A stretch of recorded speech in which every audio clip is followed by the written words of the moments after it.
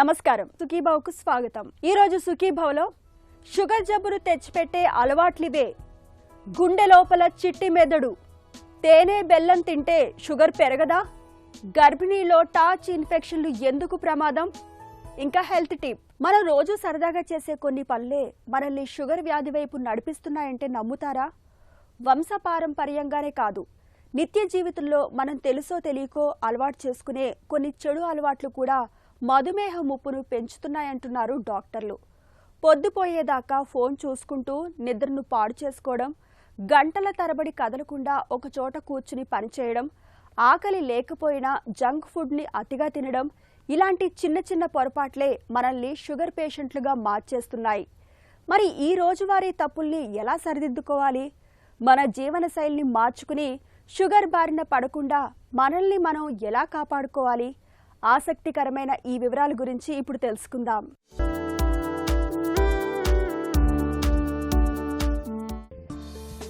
మధుమేహం మన ఒంట్లోకి నిశ్శబ్దంగా ప్రవేశించి శరీరాన్ని మొత్తంగా వ్యాధుల కుంపటిలా మార్చేసే మహమ్మారి.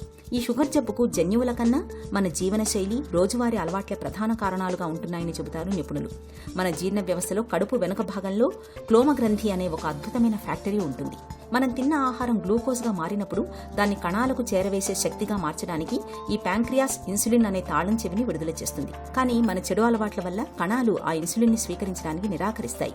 దాన్నే వైద్య పరిభాషలో ఇన్సులిన్ రెసిస్టెన్స్ అంటారు. తాళం చెవి ఉన్నా తాళం తెరుచుకోకపోవడంతో గ్లూకోజ్ అంతా రక్తంలోనే పేరుకుపోయి టైప్ 2 డయాబెటీస్ గా మారుతుంది. నిత్యం జీవితంలో చక్కెరను ఎక్కువగా వాడడం, పొద్దుపోయే వరకు మేలుకోవడం, ఆలస్యంగా నిద్రలేవడం, గంటల తరబడి కదలకుండా కూర్చోవడం, తీవ్రమైన మానసిక ఒత్తిడి, ఇవన్నీ ఇన్సులిన్ హార్మోన్ సమతుల్యతను పూర్తిగా దెబ్బతీస్తాయి. నిద్రలేమి వల్ల శరీరంలో కార్టిసోల్ అనే స్ట్రెస్ హార్మోన్ పెరిగి అది నేరుగా బ్లడ్ షుగర్ లెవెల్స్ ని పెంచేస్తుందని అంతర్జాతీయ అధ్యయనాలు స్పష్టం చేస్తున్నాయి. పాలిష్ చేసిన తెల్లటి బియ్యాన్ని 3 పూటలా తినడం వల్ల కూడా షుగర్ వచ్చే రిస్క్ 40% పెరుగుతుందని చెబుతారు నిపుణులు. జనరల్గా షుగర్ వ్యాధి అసలు ఎందుకు వస్తుందంటే గ్లూకోజ్ మెటబాలిజం సరిగ్గా జరగక వస్తుంది. ఇన్సులిన్ ఉత్పత్తి సరిగ్గా లేక వస్తుంది అనమాట. అంటే ఒక వ్యక్తికి సరిపడా ఇన్సులిన్ అనేది ఉత్పత్తి అవ్వకపోతే గ్లూకోజ్ అనేది సరిగ్గా ఎనర్జీ కింద కన్వర్ట్ అవ్వలేని పరిస్థితిలోనూ గ్లూకోజ్ బ్లడ్ స్ట్రీమ్లోనే ఉండిపోతే కనుక షుగర్ వ్యాధి అనేది వస్తుంది. షుగర్ ఎక్కువ కనిపిస్తుంది. సో ఇది తీపి తిన్న వాళ్ళకైనా షుగర్ రావచ్చు, తినని వాళ్ళకి కూడా షుగర్ రావచ్చు. మెయిన్ అధిక బరువు ఉన్న వాళ్ళకి షుగర్ వ్యాధి రావడానికి ఎక్కువ అవకాశం ఉంటుంది. అసలు షుగర్ వ్యాధి రావడానికి మెయిన్ కల్ప్రిట్ ఏంటంటే ఇన్సులిన్ రెసిస్టెన్స్ అన్నమాట. అంటే ఇన్సులిన్ మన సెల్స్, మన బాడీలో ఉండే సెల్స్ ఇన్సులిన్ని రెసిస్ట్ చేస్తాయి, అంటే రిసీవ్ చేసుకోవన్నమాట. షుగర్ని తీసుకుని వెళ్ళి ఇన్సులిన్ సెల్ దగ్గరికి వెళ్ళినప్పుడు ఆ సెల్ ఆ ఇన్సులిన్ రిజెక్ట్ చేస్తుంది, షుగర్ మాలిక్యూల్ని, గ్లూకోజ్ మాలిక్యూల్ని కూడా రిజెక్ట్ చేస్తుంది. ఎందుకంటే ఆల్రెడీ లోపల సెల్ లోపల చాలా గ్లూకోజ్ ఉండటం మూలాన మళ్ళీ కొత్తగా వచ్చే గ్లూకోజు షుగర్ని సెల్ రిజెక్ట్ చేస్తుంది. రిజెక్ట్ చేయటం మూలాన ఆ షుగర్ అంతా, ఆ గ్లూకోజ్ అంతా బ్లడ్లోనే ఉండిపోతుంది. బ్లడ్ స్ట్రీమ్లోనే ఉండిపోవటం మూలాన బ్లడ్లో షుగర్స్ అనేవి రైజ్ అవుతాయి అన్నమాట. ఇంకొక రీజన్ ఏంటంటే మల్టిపుల్ టైమ్స్ ఫుడ్ తింటాం. అంటే ఎక్కువ సార్లు ఫుడ్ తింటూ ఉంటారు కొంతమంది. అలా తినటం వలన ఏమవుతుందంటే గ్లూకోజ్ స్పైక్ వస్తుంది. అంటే తిన్నదంతా షుగర్ కింద వెంటనే కన్వర్ట్ అయిపోతుంది.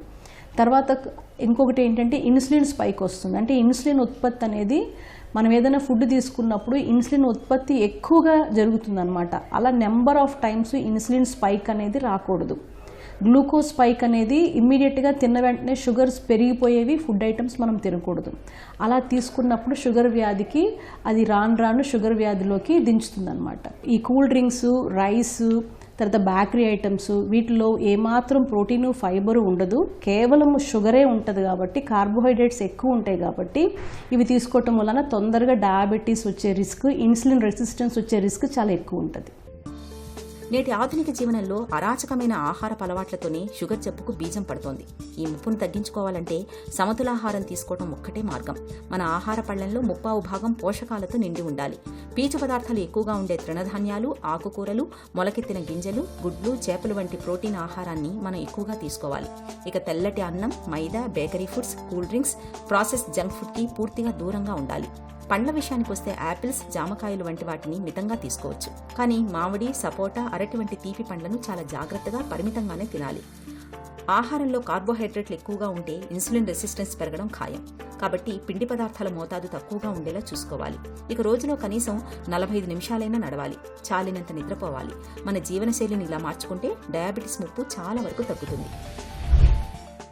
లేస్తానే ఏ బర్గర్తోనో ఏ పిజ్జాతోనో బ్రేక్ఫాస్ట్ అనేది చేశారనుకోండి, దాని మూలాన నష్టం ఎక్కువ జరుగుతుంది. దాని మూలన డయాబెటీస్ రిస్క్ అనేది పెరుగుతుంది. అట్లా కాకుండా మార్నింగ్ హెల్దీ బ్రేక్ఫాస్ట్తో స్టార్ట్ చేస్తే, అంటే ప్రోటీన్ ఉండాలి, ఫైబర్ ఉండాలి, మనం తీసుకునే ఇడ్లీ దోశలతో పాటు ప్రోటీన్ ఉండేటట్టు చూసుకోవాలి, తర్వాత ఫైబర్ ఉండేటట్టు చూసుకోవాలి. అలాంటి బ్రేక్ఫాస్ట్ చేసినప్పుడు మార్నింగ్ బ్రేక్ఫాస్ట్ చేయటం మూలాన మనకి మేలు జరుగుతుంది. డయాబెటీస్ రిస్క్ అనేది ఉండదన్నమాట. అట్లా కాకుండా మార్నింగే హెల్దీ ఫుడ్స్తో స్టార్ట్ చేస్తే కనుక బ్రేక్ఫాస్ట్ చేయటం మూలానే ఎక్కువ నష్టం జరుగుతుంది. సో ఏం తింటున్నాము అనేది చాలా ఇంపార్టెంట్. మార్నింగ్ తినే ఫుడ్ ఎప్పుడు కూడా హెల్దీ ఫుడ్ తినాలి. అప్పుడే రోజంతా కూడా బాడీ అనేది మెటబాలిజం చాలా చక్కగా పనిచేస్తుంది, ఎనర్జీ లెవెల్స్ చక్కగా పనిచేస్తుంది. దాని మూలన ఇన్సులిన్ స్పైక్ ఉండదు, షుగర్స్ వచ్చే రిస్క్ ఉండదు అనమాట. అలాగే చాలామంది ఇప్పుడు చూస్తే లేట్ నైట్ డిన్నర్స్ అనేవి చాలా ఫ్యాషన్ అయిపోయిందండి, చాలా కామన్ అయిపోయింది కూడా. నైట్ ఫుడ్ తినటం వలన స్లీప్ సైకిల్ డిస్టర్బ్ అవుతుంది, మన బాడీ రిపేర్ అవ్వదు, చాలా బాడీలో టాక్సిన్స్ అనేవి పెరిగిపోతాయి. అంటే ఆక్సిడేటివ్ స్ట్రెస్ అనేది పెరిగిపోతుంది. ఆక్సిడేషన్ స్ట్రెస్ పెరిగిపోవటం వలన ఇన్సులిన్ రెసిస్టెన్స్, తర్వాత diabetes, heart diseases, liver diseases, తర్వాత స్ట్రెస్, డిప్రెషను, ఇలాంటివన్నీ ఒకటి కాదు అన్ని ప్రాబ్లమ్స్ అనేవి వస్తాయన్నమాట. సో లేట్ నైట్ అనేది కరెక్ట్ కాదు.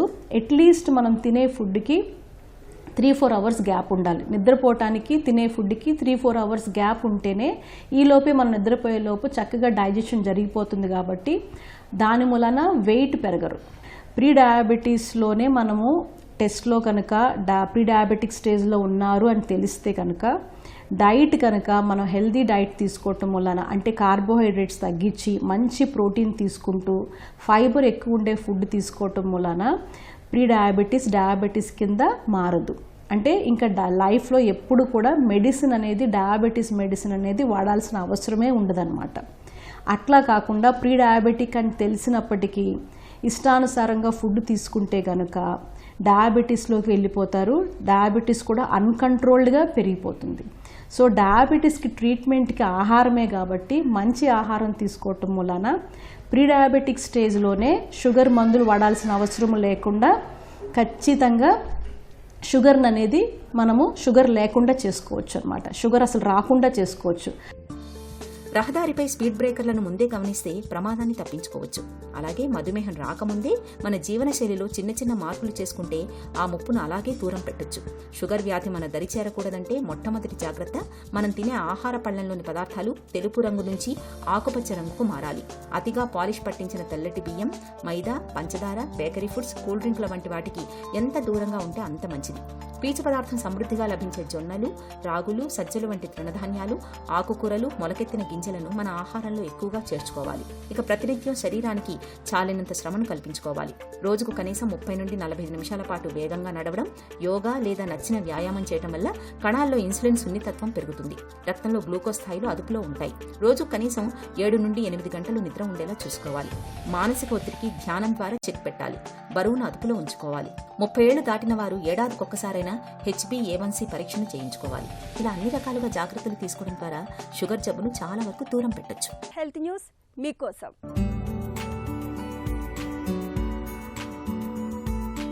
అమెరికాకు చెందిన యేల్ యూనివర్సిటీకి చెందిన శాస్త్రవేత్తలు గుండెకు సంబంధించిన ఒక అద్భుతమైన రహస్యాన్ని ఛేదించారు. ప్రముఖ అంతర్జాతీయ సైన్స్ జర్నల్ సెల్లో ప్రచురితమైన తాజా అధ్యయనం ప్రకారం మన శరీరంలో కేవలం తలలోనే కాదు, గుండె లోపల కూడా ఒక చిట్టి మెదడు దాగి ఉందని శాస్త్రవేత్తలు కనుగొన్నారు.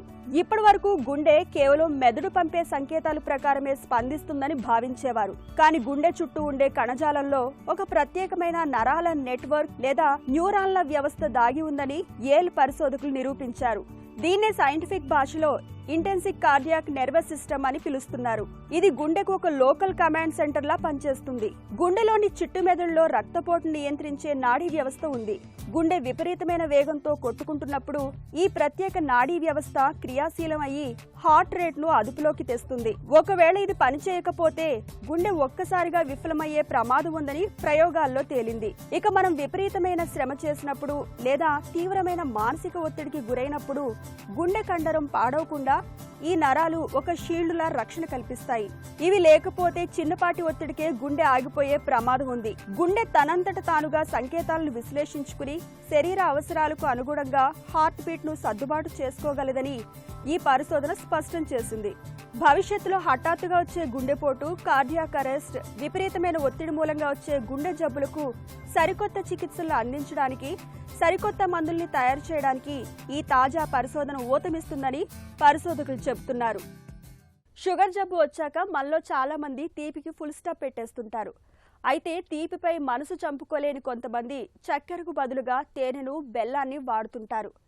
చక్కెర మాత్రమే చెడు చేస్తుందని, తేనె బెల్లం తీసుకోవడం వల్ల మధుమేహులకు ప్రమాదమేమీ ఉండదని బలంగా నమ్ముతుంటారు. కాఫీ, టీలలో చక్కెరకు బదులుగా తేనె బెల్లం కలుపుకుని తాగుతుంటారు. బెల్లంతో చేసిన తీపి వంటకాల్ని రుచి చూస్తుంటారు. నిజానికి షుగర్ పేషెంట్లకు చక్కెర ఎంత చెడు చేస్తుందో తేనె బెల్లం కూడా అంతే చెడు చేస్తుందని చెబుతారు నిపుణులు. మధుమేహులు తేనె, బెల్లం వాడితే ఎదురయ్యే పరిణామాలు ఎలా ఉంటాయో ఇప్పుడు తెలుసుకుందాం. చక్కెర వ్యాధికి తినే చక్కెరకి సంబంధం లేదు. చక్కెర వ్యాధి అని మనం దాన్ని చెప్తున్నాం కానీ అది చక్కెర తింటే వచ్చేది కాదు, చక్కెర మానేస్తే పోయేది కాదు. అలాగే చక్కెర అనేది మాట వరుసకు మనం ఆ వ్యాధిని ఆ పేరుతో పిలుస్తున్నాం కానీ దానికి మనం తినే చక్కెరకి సంబంధం లేదు. మనం తిన్న చక్కెర లోపలికి వెళ్ళి అది ఒక 3 గంటలకు కానీ అది కాలేయం వరకు చేరదు. ఆ లోపల కాలేయంలోకి వెళ్ళిన తర్వాత మనం తిన్న చక్కెర గ్లూకోజ్గా మారి గ్లైకోజన్గా మారుతుంది అనమాట. అంతేగాని అది రక్తంలో గ్లూకోజ్గా ప్రవేశించదు. కాబట్టి మనం తినే చక్కెరకి మన రక్తంలో మనం చేసే చక్కెర పరీక్షకి సంబంధం లేదు. అలాగే చక్కెర బదులు బెల్లం తీసుకున్నా, మన తేనె తీసుకున్నా, పటిక బెల్లం తీసుకున్నా, బ్రౌన్ షుగర్ అంటే కొంతమంది ఏంటంటే తెల్లగా ఉన్న షుగర్ బదులు బ్రౌన్ షుగర్ వాడినట్లయితే కండసారి చక్కెర అని కానీ డెమరారా చక్కెర అంటాం అనమాట బ్రౌన్ షుగర్ని, అది కానీ వాడినట్లయితే మనకు బాగుంటుందని చెప్పి ఏదో రకరకాల ప్రయోగాలు చేస్తూ ఉంటారు. కానీ మీరు తెల్లగా చెరుకులోంచి చేసినటువంటి పంచదార వాడినా, పటిక బెల్లం వాడినా, లేదా మీరు తేనె వాడినా, లేదా మీరు బెల్లం వాడినా, ఈ మధ్య తాటి బెల్లం, నల్ల బెల్లం అనేది ఎక్కువ ప్రాచుర్యంలో, అది వాడినా మీకు వచ్చేటువంటి ప్రయోజనం ఒకటే, నష్టాలంటూ ఏమి ఉండవు. కాబట్టి మీరు ఏదో ఆహార ప్రయోగాలు చేయడానికి మీ అలవాటుగా మీ సంతృప్తి కోసం మీరు ఎటువంటి ప్రయోగమైనా చేయండి. కానీ డయాబెటీస్ వాళ్ళు ఒకటి మానేసి ఇంకోటి వేసుకోవటం వల్ల వచ్చే ఉపయోగం ఏముండదు. కొంతలో కొంత వాటిల్లో గ్లైసిమిక్ ఇండెక్స్ అంటే వెంటనే ఇప్పుడు మీరు షుగర్ తెల్లగా ఉన్నటువంటి చెరుకుతో చేసిన షుగర్తో మీరు ఆ చక్కెర వాడినట్లయితే వెంటనే రక్తంలో గ్లూకోజ్ పెరుగుతుంది. అదే మీరు బెల్లం, తాటి బెల్లం, నల్ల బెల్లం వాడినట్లయితే నెమ్మదిగా గ్లూకోజ్ పెరుగుతుంది. అంతేగాని వచ్చే ప్రయోజనాలు, నష్టాలు అనేవి పెద్దగా దానివల్ల ఉపయోగాలు, నష్టాలు ఉండవు. వీటికన్నీ కూడా ఈ శ్రద్ధ అంతా కూడా మీరు మీ రక్త పరీక్షల మీద, రక్తంలో గ్లూకోజ్ మీద మీరు ఆ శ్రద్ధ పెట్టాలి. ఆ గ్లూకోజ్ ఎక్కువ ఉందో తక్కువ ఉందో తెలుసుకోవాలి. వారానికి ఒకసారైనా రక్త పరీక్షలు చేసుకోవాలి. దానికి అనుగుణంగా మీ యొక్క మందులు మోతాదులు మీరే మార్చుకుంటూ ఉండాలి. డాక్టర్ సలహా తీసుకుని మందులు ఎలా మార్చుకోవాలో తెలుసుకోవాలి. శ్రద్ధ అంతా కూడా డయాబెటీస్ పరీక్షలు, రక్త పరీక్షలు మనం వేసుకునేటువంటి మందులు మోతాదుల మీద పెట్టుకోవాలి తప్ప ఇలాగా చిన్న చిన్న విషయాల మీద చక్కెర మంచిదా, బెల్లం మంచిదా, నల్ల బెల్లం మంచిదా, తాటి బెల్లం మంచిదా, తేనె మంచిదా, తేనెలో కూడా రకరకాల తేనెలు ఉన్నాయి కదా, ఆ తేనె మంచిదా, మరి తయారు చేసిన తేనె మంచిదా, ఫ్రెష్గా అప్పటికప్పుడు మనం పట్టించి పట్టులోంచి తీసుకున్న తేనె మంచిదా, ఇలా రకరకాల అనవసరమైన ఆలోచనలు, అనవసరమైన డిస్కషన్లు జరుగుతూ ఉంటాయి. వాటిలో వాటి యొక్క అది హెయిర్ స్ప్లిట్టింగ్ అంటాం అనమాట. చాలా వ్యత్యాసాలు చాలా తక్కువ. దాని మీద శ్రద్ధ పెట్టి మనం అసలు చేయాల్సిన పనుల్ని పక్కన పెట్టడం అనేది మంచిది కాదు. గర్భంలోని పిండం, పుట్టిన శిశువు సరిగ్గా ఎదగడంలో తల్లి ఆరోగ్యమే కీలకం. గర్భధారణ సమయంలో తలెత్తే ఎలాంటి ఇన్ఫెక్షన్లైనా బిడ్డ మీద విపరీతమైన ప్రభావం చూపే అవకాశం ఉంటుంది. అందులోనూ టార్చ్ అని పిలుచుకునే ఇన్ఫెక్షన్లు మరింత ప్రమాదకరం. Toxoplasmosis, HIV, syphilis, parvo, rubella, cytomegalo, herpes వంటి ఇన్ఫెక్షన్లకు సంక్షిప్త రూపమే టార్చ్. టార్చ్ ఇన్ఫెక్షన్లు ముందుగానే గుర్తించడం చాలా కీలకం. ఇందుకు తేలికైన రక్త పరీక్ష ఎంతగానో తోడ్పడుతుంది. టార్చ్ పరీక్ష ప్రాధాన్యం గురించి డాక్టర్ని అడిగి ఇప్పుడు తెలుసుకుందాం.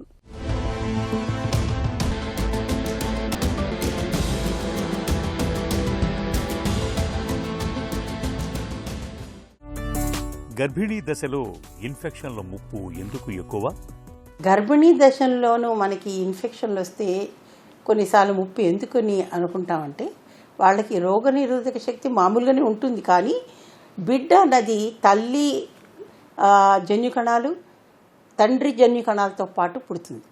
కాబట్టి ఈ జన్యుకణాలకి మా తల్లి జన్యుకణాలకి సరిపోకపోతే కనుక రిజెక్షన్ అని వస్తుంది. అలా కాకుండా ఉండడానికి మనకు కొన్నిసార్లు ఈ రోగ నిరోధక శక్తి కొంచెం తగ్గుతుంది. కాబట్టి ముఖ్యంగాను మొదటి 3 నెలల్లో బిడ్డ అవయవాలన్నీ తయారవుతాయి. ఆ సమయంలో కొన్ని ఇన్ఫెక్షన్స్ వస్తే బిడ్డ మీద దుష్ఫలితాలు ఉండొచ్చు. అంటే కొన్ని ఆర్గన్స్ అంటే కొన్ని అవయవాలు సరిగా ఏర్పడకపోవచ్చు. తర్వాత బ్రెయిన్లో కానీ అవయవాల్లో కానీ లోపాలు రావచ్చు. దీన్నే కంజెనిటల్ అనామలీస్ అంటారు. ఈ ఇన్ఫెక్షన్స్ ద్వారా జరగవచ్చు. టార్చ్ ఇన్ఫెక్షన్లు అంటే ఏంటి? ఇవి ఎలా సోకుతాయి? టార్చ్ ఇన్ఫెక్షన్స్ అని ఉండేది. టార్చ్ అంటే టాక్సోప్లాస్మోసిస్, అది ఒక విధమైనటువంటి మన ఎమీబియాసిస్ లాంటిది అనమాట. ప్రోటోజోవల్ ఇన్ఫెక్షన్ అంటారు. ఇది మామూలుగా పిల్లులు లేకపోతే సరిగ్గా ఉడకని మాంసం తిన్న వాళ్ళకి అవి గనక ఒకవేళ నీళ్లలో కానీ మనకి సంక్రమిస్తే గనక అలాంటి జబ్బులు రావచ్చు. గర్భిణీలకు టార్చ్ ఇన్ఫెక్షన్లు ఎందుకు ప్రమాదకరం?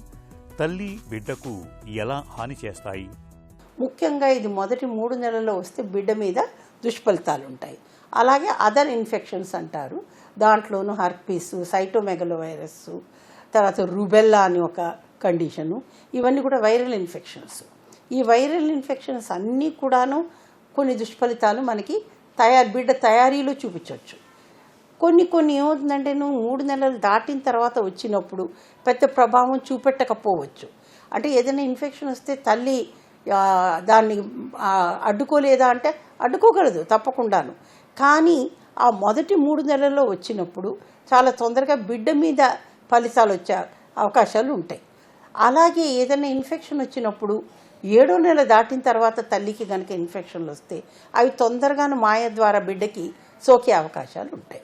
ఇటీవలి కాలంలోనూ మన యూకేలో వాళ్ళు దీన్ని టార్చ్ అని అనకుండా స్కార్చ్ అంటున్నారు. ఎందుకంటేను స్కార్చ్ అని ఎందుకంటున్నారంటే అక్కడ సిఫిలిస్ అంటే ఇది ఒక సుఖవ్యాధి. అంటే భార్య నుంచి భర్తకి, భర్త నుంచి భార్యకి సోకచ్చు.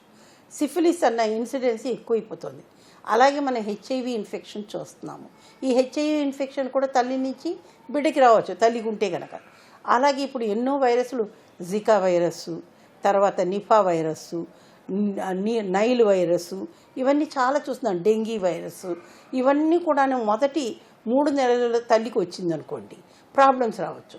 అలాగే మనం ఇన్ఫ్లుయెన్జా వైరస్ కూడా చూసుకోండి, H1N1 ఇన్ఫెక్షన్ అంటాము. అది కూడా మొదటి 3 నెలలు రావచ్చు, తర్వాత కూడా రావచ్చు. వచ్చినప్పుడు బిడ్డ మీద కూడా ప్రాబ్లమ్స్ వస్తాయి. తల్లికి చాలా ప్రాబ్లం అవుతుంది, బిడ్డకు కూడా చాలా ప్రాబ్లం అవుతాయి. కానీ ఈ టార్చ్ ఇన్ఫెక్షన్స్ వల్ల ముఖ్యంగా తల్లికి పెద్ద ప్రాబ్లం లేకపోయినా కూడా బిడ్డకు వచ్చే అవకాశాలు పెరుగుతాయి. టార్చ్ ఇన్ఫెక్షన్లకు చికిత్స ఎలా ఉంటుంది? ముఖ్యంగా ఇప్పుడు మనందరికీ స్కాన్లు చేస్తున్నాం కదా పిల్లలకి. మొదటి 3వ నెలప్పుడు 12 వారాల నుంచి, అంటే 12 వారాల నుంచి 14 వారాల లోపల టిఫా స్కాన్ అంటారు దీన్ని. చాలామంది దాన్ని ఎన్టీ స్కాన్ అని కూడా పిలుస్తారు. టిఫా అంటే targeted imaging for fetal anomalies అని అర్థం. అంటే అవకరాలు ఏమన్నా ఉన్నాయా బిడ్డలో అని చూడడానికి. అలాంటప్పుడు మనకి ఏదైనా అనుమానం వచ్చిందనుకోండి, అలాంటప్పుడు ఈ టెస్టులు చేసి చూసుకుంటే మంచిది. అంటే ఎక్కడైనా అవయవాల్లో ఏదైనా లోపం ఉంది, జన్యుకణాల పరీక్షే కాకుండాను ఈ ఇన్ఫెక్షన్స్ ఏమన్నా ఉన్నాయి తల్లిని మనం తప్పకుండా అడగాలి. అమ్మ నీకేమన్నా జ్వరం వచ్చిందా, ఇంకేమన్నా ప్రాబ్లం ఉందా, తర్వాత మీ ఇంట్లో ఏమైనా పిల్లులు తిరుగుతుంటాయా, తర్వాత మీరు ఎలా తింటారు.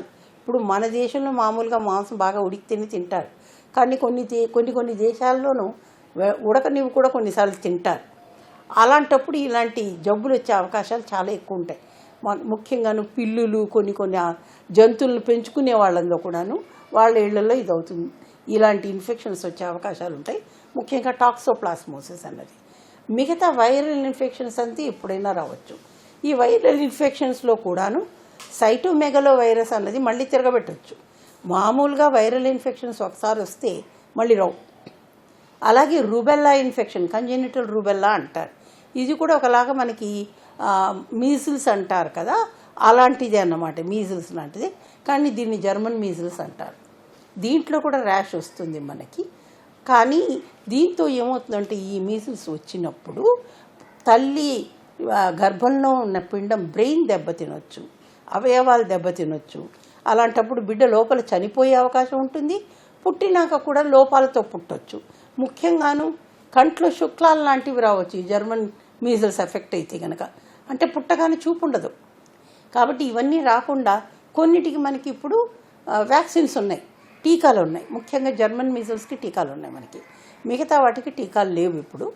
కానీ మనం ఎప్పుడైనా తల్లికి ఏదైనా ఇలాంటిది కనుక ఇన్ఫెక్షన్ వచ్చినట్లు వాళ్ళు చెప్పితే, అలాంటప్పుడు మన స్కాన్లో ఇలాంటివన్నీ ఏమన్నా కనబడితే వెంటనే దానికి కావలసినటువంటి పరీక్షలు చేసుకుని దేనికైతే చికిత్స ఉందో ఆ చికిత్స మనం మొదలు పెట్టవచ్చు.